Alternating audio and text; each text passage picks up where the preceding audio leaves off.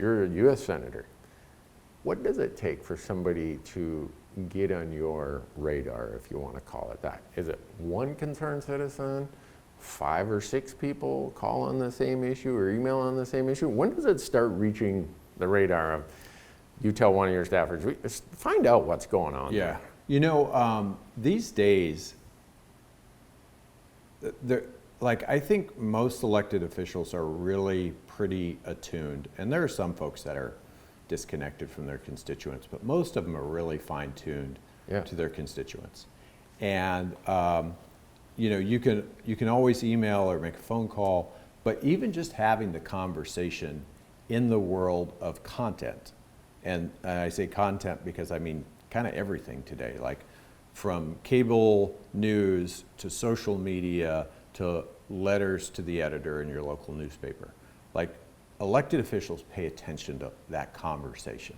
And so if back home, wherever you are, there is a conversation about people wanting to sell off public lands, that's going to get people's attention. Yeah. And so be part of that conversation. Be part, you know, these rallies that we've seen at state capitals, that's getting people's attention in states that, you know, in very diverse, politically diverse states. So just make sure that you're not sitting on the sidelines, not part of that conversation, because if you're raising your voice for the things that you care about, I guarantee you somehow that's going to end up on the radar screen of your elected officials.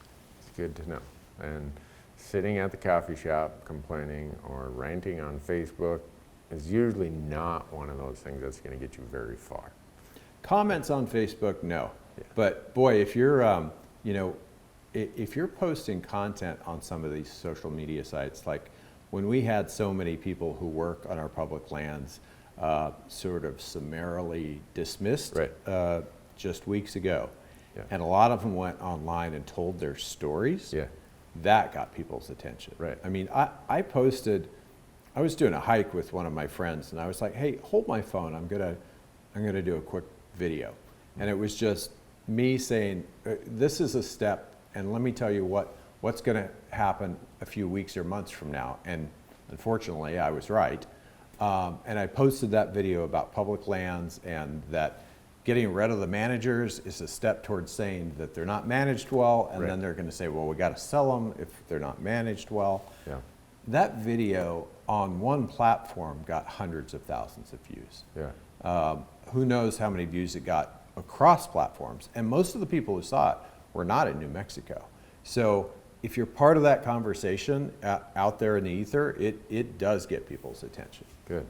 Well, that's what I want people to take from all the stuff I do.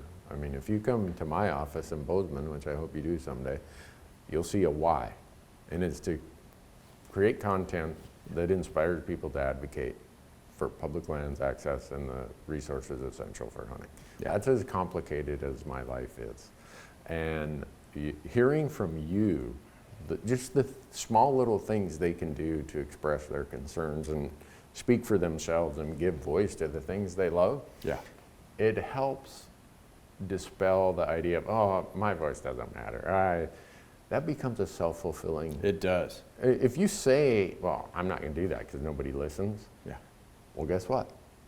You all here in DC can't look up, well, I can't say look everyone up in the phone book anymore, can we? No one looks up them. So that's what we used to say. When I first started watching your shows, I mean, they would come in a DVD, right? Yeah. Like, those days are long gone.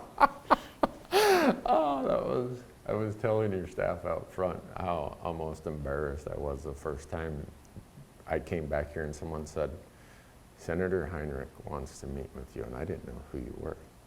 And so I came in and I'm like, oh, did I do something wrong? And then I see all these antlers, and you had taxidermy. I'm like, what's going on? And then you told me that you watched our content. I'm like, you got to be kidding me. I'm like, is someone put him up to this, or what's the deal? So since then, you've been such a great resource for me and your staff. And it's I appreciate helpful. everything you do, because it makes the things that I'm able to do here possible. Like when people can get together in Washington, D.C. and pull in the same direction from very different states and very different sort of political backgrounds, you can still get things done that you can really be proud of. And that's what makes it worthwhile for me to do this. I mean, I can tell you, you know, one of the reasons why I have this sort of refuge in my office is because I'd rather be in New Mexico. Like, the skies are blue, I've got places I know and love that I can get to quickly. I'm here because I can make a real difference in the long term.